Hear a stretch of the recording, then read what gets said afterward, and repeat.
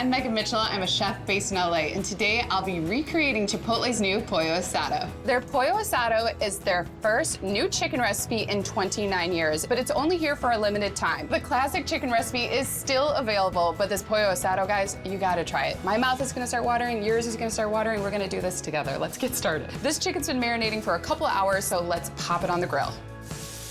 Do you hear that sizzle? Cook it till it gets good char marks on it.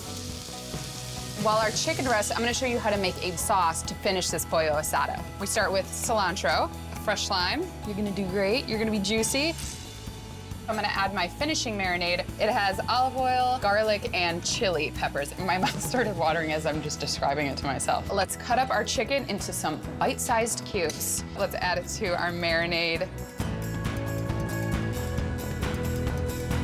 I'm gonna show you my favorite order at the restaurant. Cilantro lime rice, black beans, fajita veggies, pollo asado, pico de gallo, shredded cheese, and lastly, guacamole.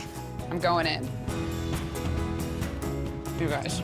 I can taste that lime, a little heat from the peppers, that freshness from the cilantro. It is so good. Now get to step into Chipotle because you gotta try this pollo asado before it's gone.